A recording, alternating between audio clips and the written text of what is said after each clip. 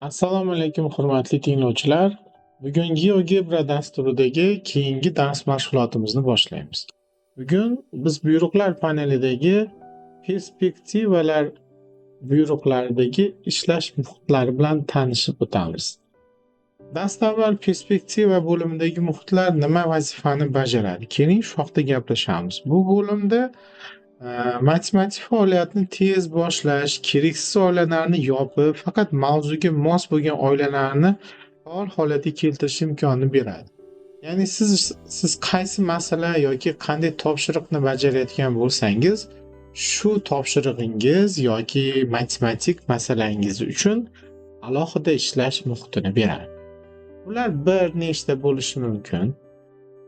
Ya'ni GeoGebra dasturidagi perspektivalar bo'limidagi ishlash muhitlari grafik, CAS ya'ni Computer Algebraic System, geometriya, 3D grafik, jadval, ehtimollik va imtihon rejimlari hisoblanadi. Keling ular bilan birma-bir tanishib o'tamiz. Dastavval grafik perspektivasi. Grafik perspektiva funksiyalar grafikini chizish, tahlil qilish, koordinata tekisligida algebraik ifodalar bilan ishlash uchun mo'ljallangan muhitdir. Bu rejimda algebra oynasi va grafik oynasi o'zaro dinamik bog'langan holda ishlaydi. Mana bu yer algebra oynasi, bu yer geometriya oynasi hisoblanadi. Hop.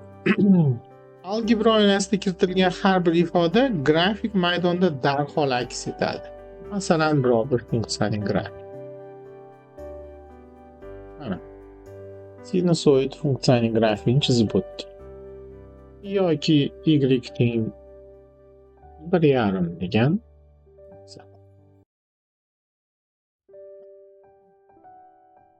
Bu rejim funksiyalarni o'rganishda, ularning o'sishga majbur xususiyatlarini aniqlashda, kesishish nuqtalarini topishda, tenglamalarning grafik yechimida tahlil qilishda juda qulay. Masalan, sinus x teng 1,5 funksiyaning javobi yo'q. Uni grafik ko'rinishda tasvirlaydigan bo'lsak, mana shu ko'rinishda bo'ladi. E'tibor bering, sinus x funksiyaning grafigi mana bu chiziq, y teng 1,5 ya'ni 1,5 degan chizig'imiz mana shu chiziq hisoblanadi. Ular kesishyaptimi yo'qmi? Yo'q albatta. Demak, uning grafik jihatdan ular kesishmasligini GeoGebra dasturining grafik perspektiva muhitida biz yechib ko'rdik. Demak, ularning kesishish nuqtasi mavjud emas. Xo'p, 1,5 emas, keling bir boshqa funksiyani ko'raylik. Masalan, 2x minus 2 funksiya. Sinus x va 2x minus 2 funksiyalar bir-biri bilan nechta joyda kesishadi yoki koordinatalar tekisligining qaysi choragida kesishadi degan savol qo'yilgan bo'lishi mumkin. Bu yerda mana bu nuqta funksiyaning grafikining yechimi hisoblanadi. Demak, grafik perspektivasi bizga nima beradi? Chap tomonda algebra oynasi orqali kiritilgan algebraik buyruqlar, o'ng tomonda geometriya oynasida paydo bo'ladi. Siz uni vizual tarzda algebraik ifodalar yoki algebraik tengliklarni uning geometrik yoki funksiyaga oid ko'rinishida ko'rishingiz bo'ladi. Siz mavzuni tushuntirishda yoki o'quvchilar mavzuni tushunishlarida juda ham qo'l keladigan muhit hisoblanadi. Endi perspektivalar bo'limimizdagi keyingi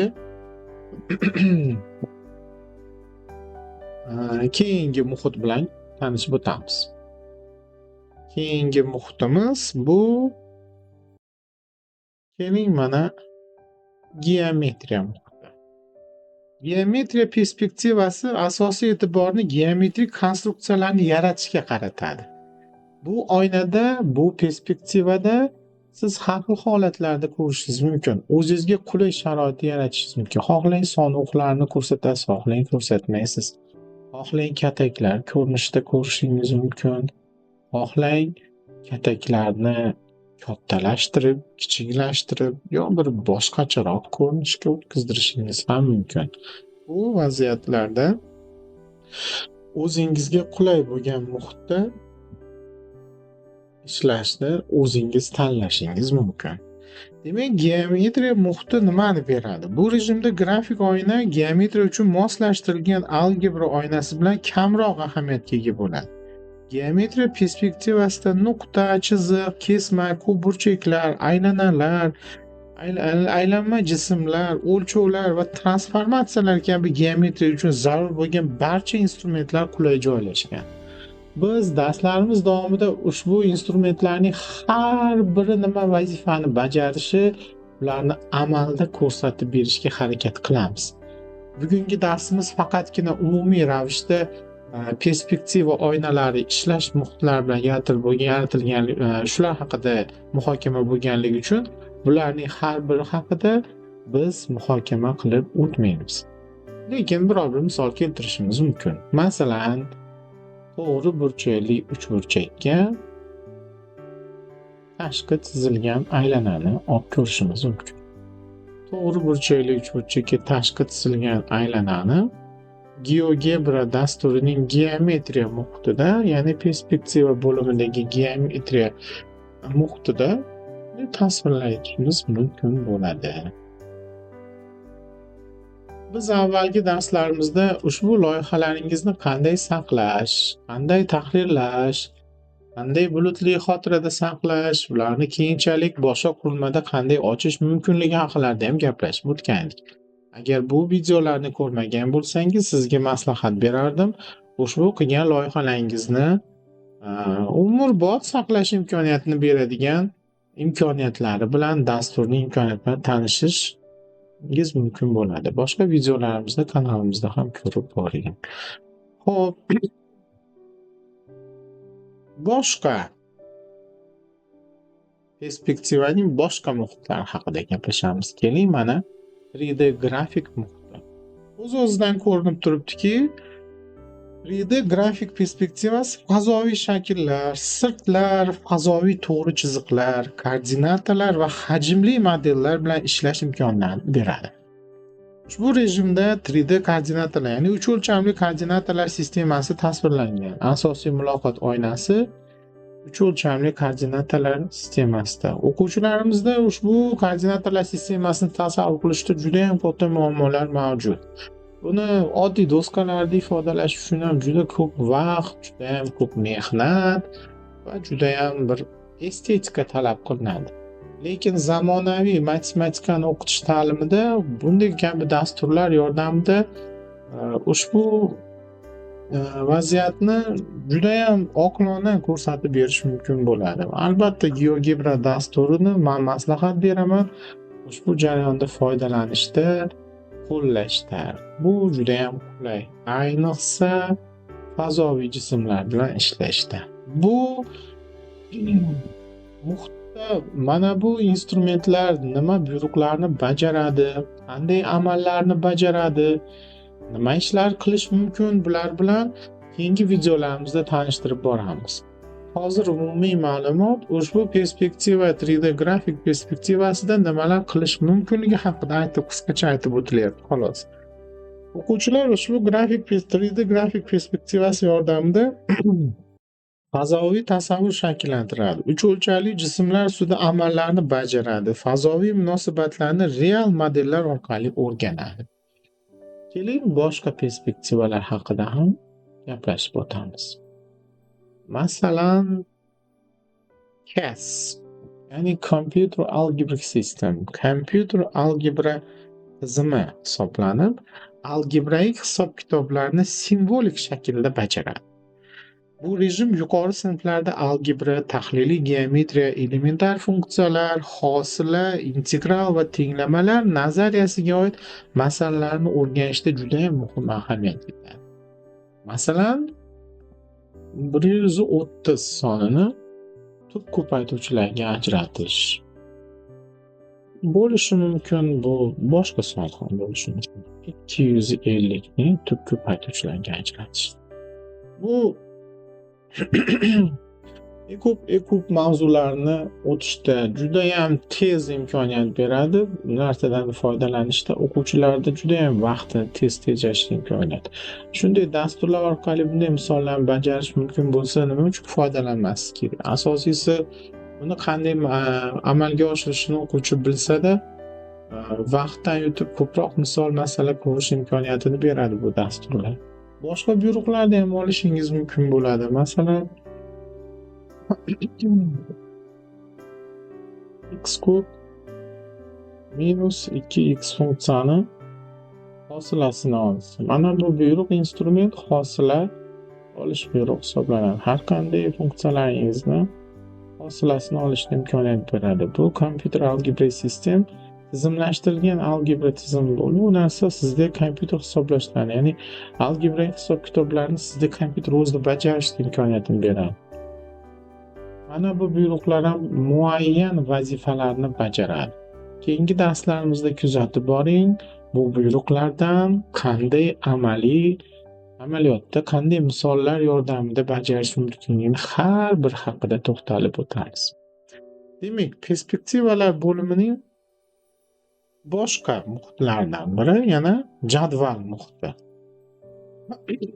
Jadval muhitida elektron jadval bilan ishlash imkonini beradi. Bu yerda o'quvchilar qiymatlarni kiritadi. Mana bu yerlarga tegishli qiymatlar kiritilgandan so'ng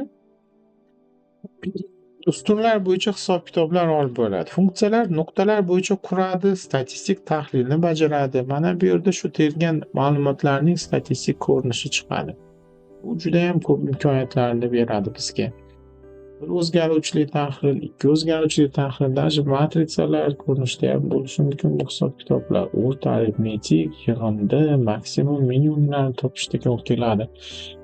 Ya'ni jadvaldagi tayyor ma'lumotlarni bu yerda geometrik ko'rinishini ko'rsatish mumkin bo'ladi. Juda ham qulay. Xo'p, keyingi muhitlarimizdan bittasi bu ehtimollik perspektivasi. Buni o'qituvchilarimiz juda yaxshi bilishadi. Ko'p zamonaviy matematik haligi topshiriqlarda, masalalarda, xalqaro sertifikatda tayyorlanish jarayonida ham ko'p ko'rgansiz, standard deviation deyiladi. Ana shunga oid bo'lgan misol masalalarni o'sha muhitda ishlash mumkin bo'ladi. Bu muhitda ehtimollik rejimida statistik taqsimotlar, tasodifiy hodisalar, ehtimollik modellarini vizual tarzda o'rganish imkonini beradi. Bu muhitda normal taqsimot, binomial taqsimot, geometrik taqsimot kabi turli statistik modellar bilan ishlash, grafiklarni qurish, parametrlarni o'zgartirish va natijalarni taqqoslash mumkin. Va perspektivalar bo'limimizidagi oxirgi ishlash muhiti bu imtihon rejimi muhiti. Hop. Imtihon rejimi muhiti. Masalan,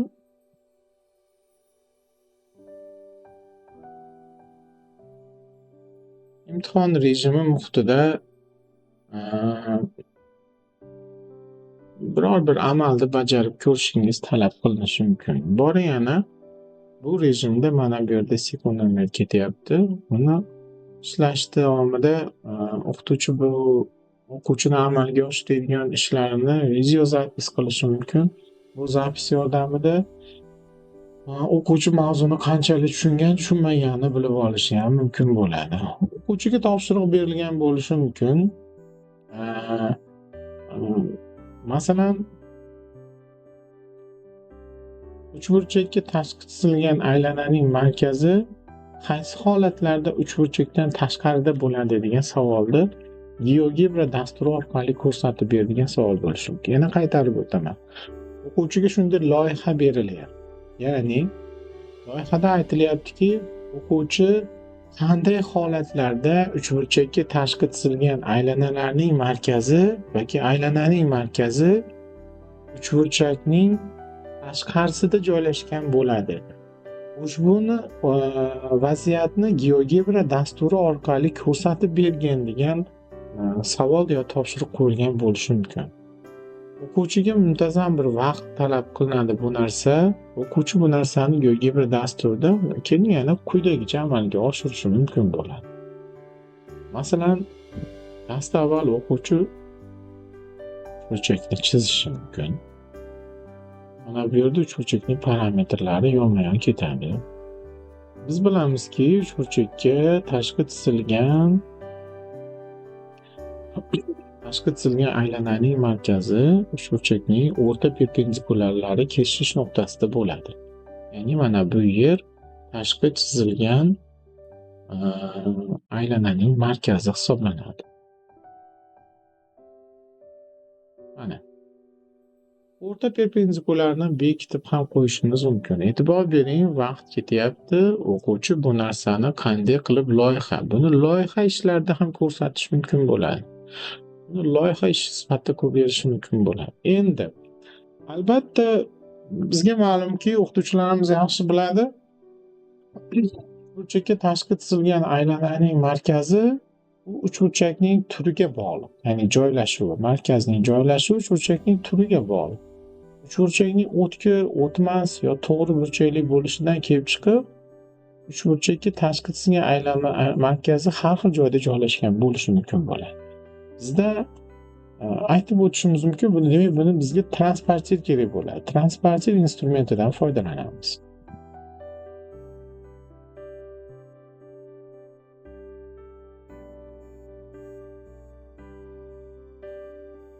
Mana. Ko'rinib turibdiki, mana bu uchburchaklarimiz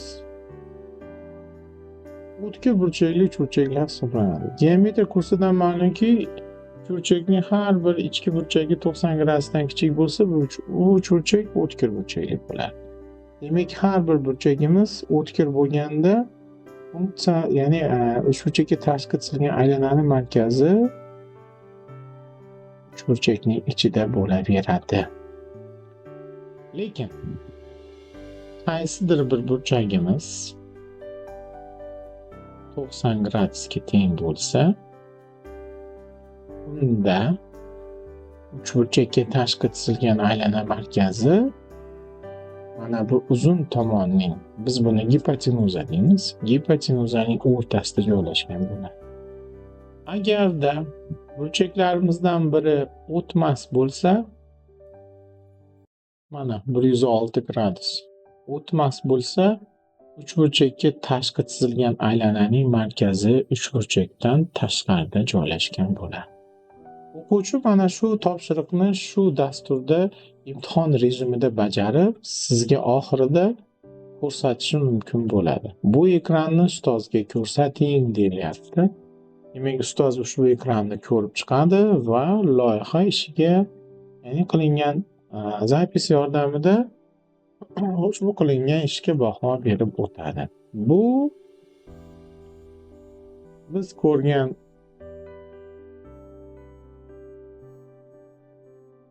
perspektiva bo'limidagi imtihon, ya'ni imtihon rejimi haqida gaplashib o'tdik. Keyingi darslarimizda har bir perspektivada ishlash muhitlaridagi har bir instrumentlarning har birini nima vazifa bajarishi haqida gaplashib o'tamiz. Keyingi video darslarimizda ko'rishguncha xayr.